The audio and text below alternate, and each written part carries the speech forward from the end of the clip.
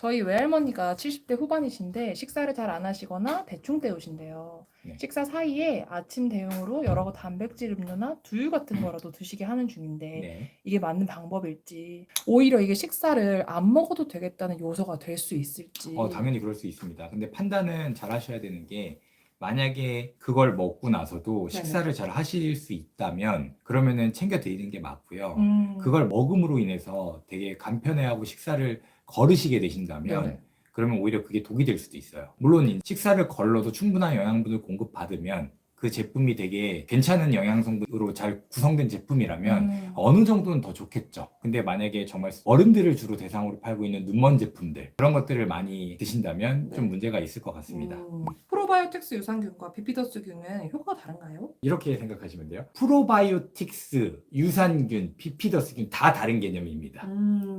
프로바이오틱스는 유익균이라고 그래요. 무슨 얘기냐면 우리 몸에 긍정적인 작용을 하는 것으로 네. 밝혀진 장내 세균. 장내 세균을 우리가 외적으로 먹는 거. 이걸 프로바이오틱스. 거기에 가장 대표적인 것으로 마케팅하고 있는 게 유산균이라고 하는 락토바실러스균. 네. 그 다음에 비피더스균이라고 얘기를 하는데, 어. 얘들은 좀 특징이 있어요. 네. 유산균은 위, 소장, 상부, 중부 정도에 살고 있고 대장에 없어요. 그냥 우리가 보통 이제 장내 균총이 많이 모여 있는 건 거의 다 대장에, 소장의 말단위 회장이나 대장에 대부분 모여 있는데, 대장에는 유산균 자체가 없습니다. 유산균은 거의 다 소장에서 다 씻겨져 내려가는 구조, 없어지는 구조. 비피더스균은 대장에만 네. 발견이 됩니다. 흔히 장내에 영향을 주는 대장균이라고 한다면 비피더스균을 얘기한다고 비피더스 측에서 얘기를 하죠. 비피더스 측에서 얘기를 하는데, 사실 둘 다 입증된 효과는 애매모호합니다. 저는 이렇게 표현하거든요. 제가 강의할 때, 네. 저희 우수 에듀케이션에 강의할 때 뭐라고 설명하냐면, 둘 다 에어비앤비로 본다고 얘기를 해요. 우리한테 살고 있는 집 같은 개념이 아니고, 가끔 와서 에어비앤비 집에 들어갔는데 집이 청소꼬라지가 마음에 안 들어. 그래갖고 그런 사람도 있잖아요. 전화해서 나 숙소 마음에 안 든다. 청소가 왜 이 꼬라지냐.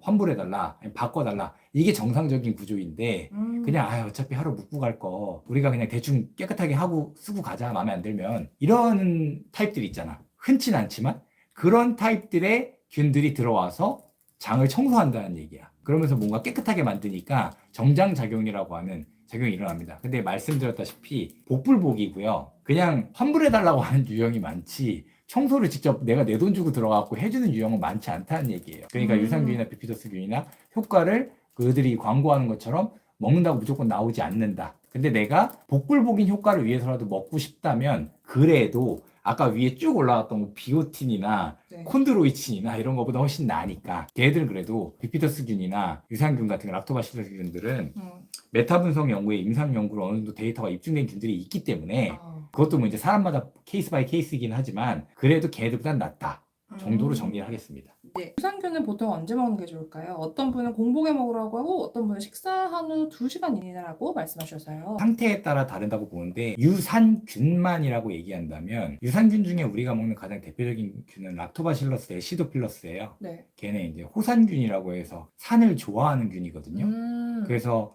공복에 위산이 있는 상태에서 먹는 게 낫다고 봅니다.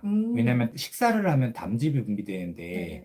담즙도 담즙산이라고 그래요. 그래서 균들을 죽일 수 있는데, 균의 종류에 따라 그람 양성이냐 그람 음성이냐 이런 얘기를 하는데, 네. 그거에 따라 담즙산을 죽이는 균이 따로 있어서 특정 균들은 그 담즙산에 의해서 소멸될 수 있습니다. 죽을 네. 수 있습니다. 그래서 위산과 담즙산이 섞여 있는 상태냐, 위산 농도가 높은 상태냐.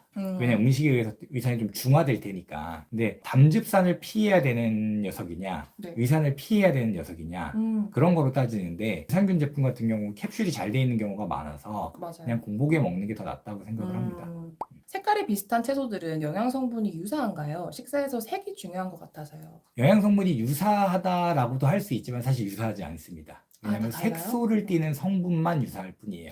아. 예를 들어 빨간색 색소라고 하더라도 빨간색 색소가 여러 개가 있거든요. 색소 성분은 대표적으로 알고 있는 건 토마토의 빨간색 색소인 라이코펜이 있죠. 네네. 그렇죠. 근데 뭐 예를 들면은 카로티노이드도 빨간색을 띌 때도 있습니다. 당근에 많다는 주황색, 노란색 띠는 카로티노이드, 걔도 빨간색을 띌 때도 있습니다. 네. 그러니까 사실 색깔마다 무조건 똑같은 색소 성분이다라고 얘기할 수가 없고요. 몸에 좋다는 색소 성분도 많이 먹으면 독이에요. 항영양소 하는데 다 그놈이거든요. 많이 먹으면 독이에요. 네. 탄닌도 일부는 도움이 되지만 많이 먹으면 독이 되고 이런 것처럼 그런 부분들을 조금 정리정돈해야 될 필요가 있고요. 네. 그리고 그 외에도 우리 기초적인 영양분들 있잖아. 우리한테 진짜 필요한 영양들. 미네랄도 있고 비타민들도 있고 네. 그런 것들은 다 똑같죠. 근데 함량이 다르죠. 어떤 식품은 뭐가 좀 더 많이 들어있고 어떤 식품은 뭐가 좀 더 많이 들어있고 네. 만약에 내가 음식을 골고루 못 먹는다면 전체 영양소가 좀 대부분 다 들어있는 식품, 야채들을 골라 먹는 게 좋겠다. 뭐 토마토나 브로콜리 같은 거 이런 것들이 대부분 영양소가 되게 골고루 잘 들어있는 성분이라서 네. 그런 것들을 위주로 식단을 구성하면 좋을 것 같다. 네. 이 정도로 정리하겠습니다.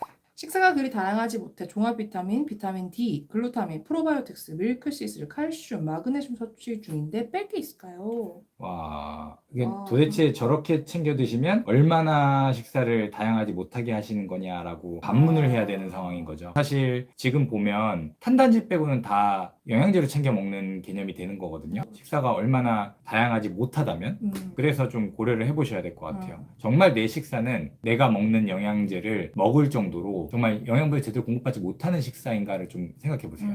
그걸 내가 선택해서 하고 있는 건가? 아니면은 타의적으로 그렇게 되고 있는 건가?